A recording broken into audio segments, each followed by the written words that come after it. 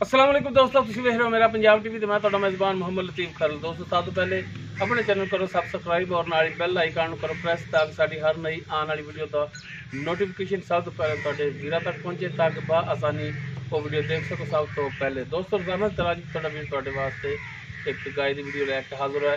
इंशाअल्लाह उम्मीद करांगे वीरां साडी अज की वीडियो पसंद आएगी। लोकेशन साडी तहसील हारीवाला जिला पाकपुर शरीफ हारीवाला तकरीबन 8 तो 10 किलोमीटर के फासले से इस टाइम खड़े हैं।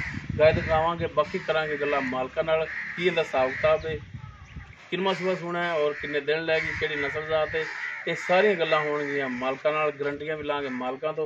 ते जनाब करो हाँ बिस्मिल्लाह ते दिखाओ गाय। लो जी मुकम्मल इसका कद वीरां दे सामने कैमरे की नज़र है। दरम्याने कद दे विच नस्ल जात वीरां दे सामने सुमन वाली है। किन्ना सुबह सोना है, किन्ने दिन लैगी सून दे विच, ये सारियां गल्लां होणगियां मालकां नाल। माशाअल्लाह सील साऊ वैड देख सकते हो, माशाअल्लाह सोहना थान लग्या विरलां दे थाने। इन्हूं खोलिया जनाब माड़ा खोल टोर के दिखाया जी।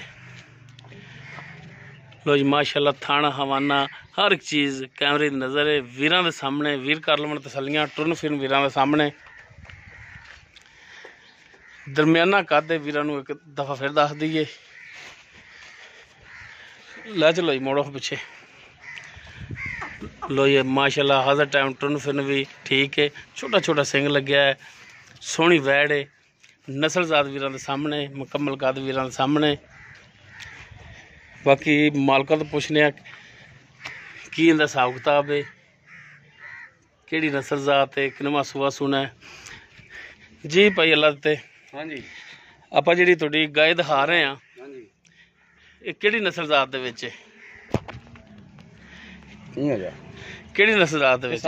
साहीवाल विच क्रॉस है जी। अच्छा साहीवाल च क्रॉस है। हाँ जी किनवा सुबह ने सुना है? ये पहला सुबह सुना जी, मुँह चार दंद। अच्छा पहला सुबह सुना है और मुँह चार दंद है। हाँ जी ठीक हो गया। हाँ जी ते किन्ने कुछ दिन लै जाएगी सून दे विच? सून दे दिन लै जाएगी जी 5-6 दिन लै जाने, 6-7 दिन हफ्ता यानी कि हफ्ता लै लेगी सून दे विच। हफ्ता लै जाएगी। इन्हां मतलब मजीद कोई होर बनेगी? बड़ी ये बहुत बढ़नी है। ठीक हो गया। ते थणा दी की गारंटी होगी जी अपनी? हाँ जी पास करके देंगे तसलियां करके। अच्छा थण पास करके देवोगे? ठीक हो गया। ते हुण कोई प्यार मुहब्बत वाला इनदा रेट है जिहड़ा वो भी दस दिओ। रेट इनदा 160 करी जाने, 1,60,000। हाँ जी बाकी कोई प्यार मुहब्बत कर लांगे, कोई वीर लवेगा तो कर लो। अज वेख लो मौसम भी ठंडा है, कोई कर लो प्यार मुहब्बत। हाँ जी कोई मेहरबानी कर लो, कोई शफकत कर लो। चल 55 दी लै जाए। 1,55? हाँ बाकी कोई भरा लैन आवे तो कोई उन्हों का भी हया होगा, कोई मेहरबानी होगी।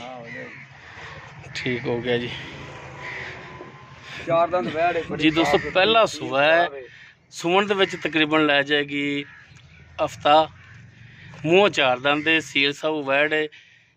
बाकी अगे नसीबा की गल है कि दुध किन्ना करेगी। रेट जोड़ा 1,60,000 भी नहीं 1,55,000 है। और इंशाअल्लाह इहदे विच भी मेहरबानी शफकत जरूर होगी। जानवर पूरियां करनियां ने। हाँ जी जानवर अगर पसंद आ जाए तो नंबर पर रब्ता कर सकते हो 0321 57 29 251। वीडियो पसंद आने की सूरत में लाइक शेयर और कमेंट जरूर करा जे। इस दे नाल ही अपने मेज़बान मोहम्मद लतीफ़ खरलों दे वो इजाज़त। इंशाअल्लाह मिलांगे एक नवी वीडियो नाल। अल्लाह हाफ़िज़।